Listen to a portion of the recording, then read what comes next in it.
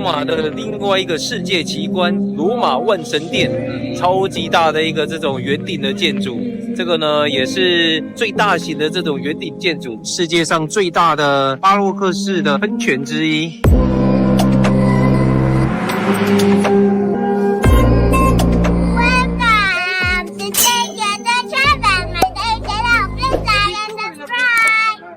今天来到罗马了，今天会带大家逛逛整个罗马的市中心。我们现在来到这边呢，是维多利亚诺，它是一个在罗马非常标志性的一个建筑。统一纪念堂呢，它是非常壮观。那中间的这个呢，就是维多利亚女神，所有的墙壁完全是不留痕迹的。最上方这个最大的纪念碑呢，这就是意大利的国父。这边的这些海鸥超猖狂的。完全都不会怕人，然后你看我已经那么近的在拍它了，刚刚还咬香香的发夹，超猖狂的。骑着马的这一位，这就是维多利亚诺女神。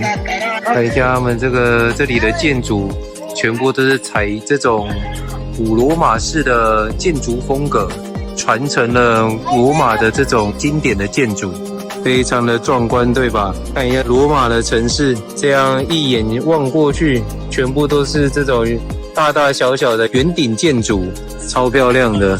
喜欢考古的朋友绝对不能错过这边，这个跟我们昨天去的庞贝古城就是截然不同的景象。这里都是这种非常巨大壮观的建筑。虽然说很多都已经残破不堪了，但是还是非常的厉害。独立纪念堂里面也是非常的漂亮，看一下里面这边的建筑，每一个角落都是非常的精细，可以看得出意大利人真的是非常有艺术风气的民族。不止在这个建筑的最上方有维多利亚诺女神，在神殿里面的建筑有一个维多利亚女神，就是这样驾着4匹马的。但是在这神殿上方可能太潮湿受潮，都已经长青苔，然后皲裂了，这边没有保持得很好。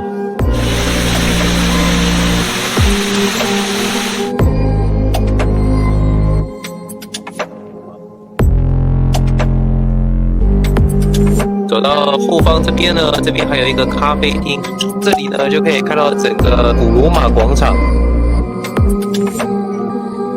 从刚刚的统一纪念馆这边走过来呢，就可以看到非常大的一个古罗马遗址。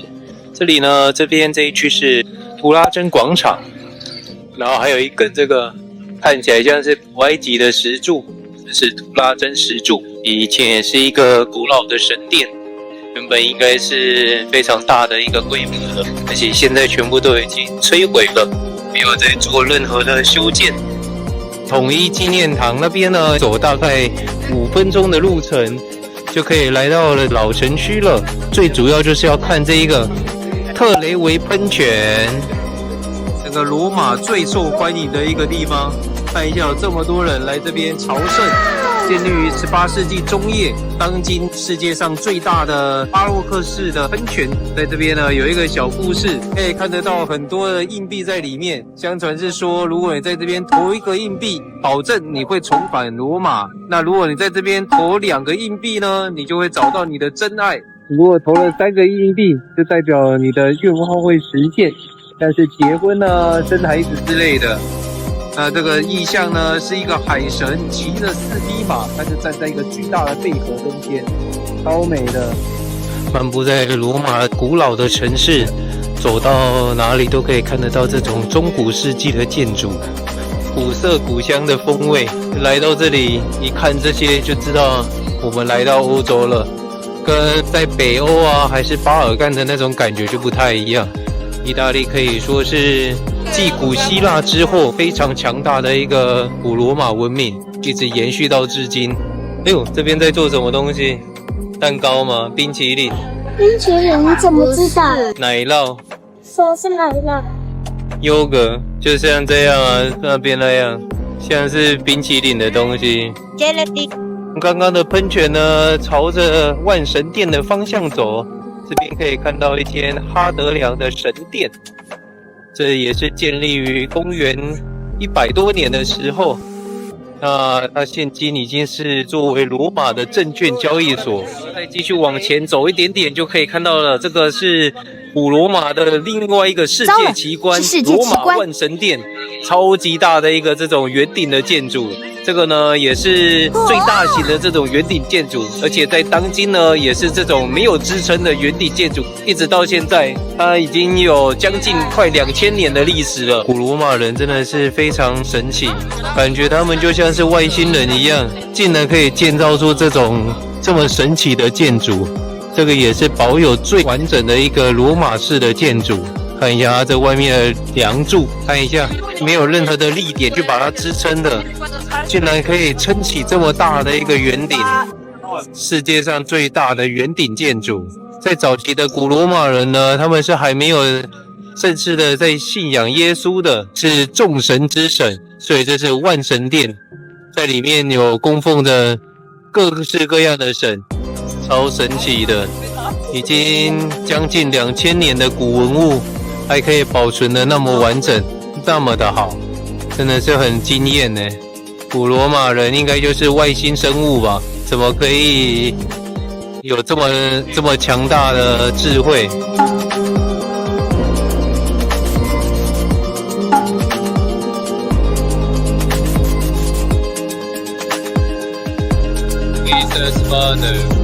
从万神殿那边要准备往回走了，在这里呢有发现了一个银塔广场，也是这种古罗马的遗址。在整个罗马城市呢，都会看到这种大大小小出土的遗址，非常的惊艳。在这个城市可以发现许多不同的东西。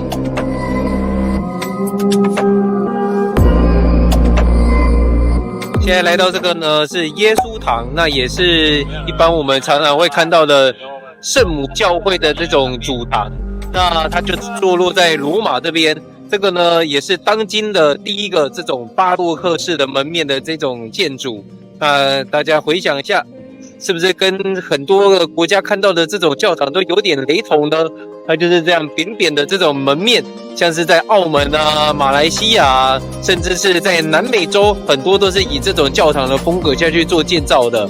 那我们进来看一下这个当今第一个的这种耶稣堂。在罗马这边的每一个教堂都是非常的壮观，一个比一个还要壮丽。这个就是完全是这种巴洛克式的风格，更有这种洛可可风的元素，非常的华丽。在这个圆顶这边很漂亮。一般我们看到这种圣母堂都是非常的简单、很简约的，第一间的创始圣母堂却是如此的华丽。现在来到这一区呢，这边是马切罗剧场，看起来有没有跟罗马竞技场很像呢？它也是像这种圆形的，那它这个主要是以剧场的为功能，比较没有那么大一间。竞技场通常都是那种有战士啊，还是野兽在那边打架的，这种通常是用来看戏啊、听歌剧用的，比较小型的剧院。那在这个方向呢，有许多这种大型的建设。它的后方这边就是天坛广场，这边有许多的博物馆啊，还有美术馆。这边呢也是另一处的制高点，可以看看整个这个古罗马的老城镇。就在天坛广场的隔壁呢，这边有一个非常陡峭的阶梯。这里就是天坛圣母堂，看一下这个阶梯这么多，那我们也上去看一下吧。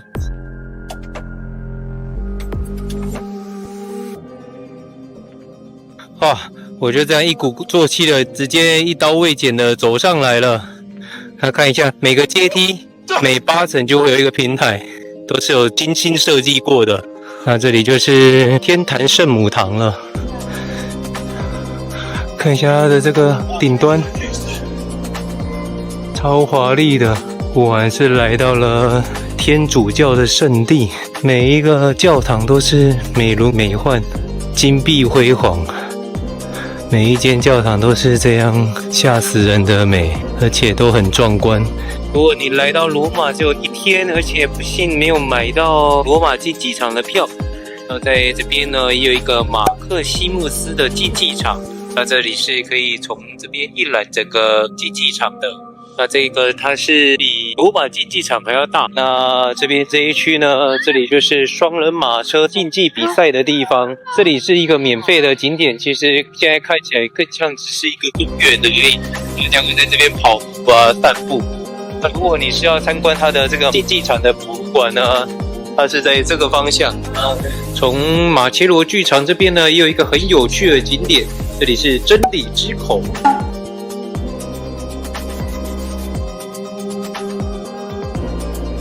这个好像是有一出电影在这边拍摄的，非常的有名的样子，大家都会来这边踩点一下。然后走进来真理之口呢，它其实就是一间教堂，看起来是比较历史久远的一间教堂，然后比较少在做维修的。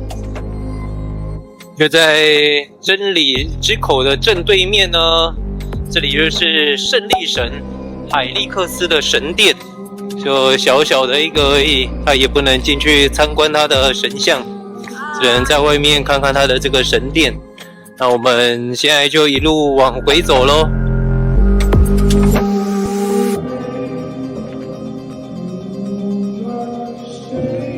现在又回到这个统一纪念馆这边了。那我们今天带大家去的所有的这个景点，在这个非常繁荣的罗马城市里，除了罗马竞技场以外，他们在整个罗马还有提供非常多的免费景点可以让大家参观，非常值得来这边一趟。那我们今天的影片就到这边结束咯。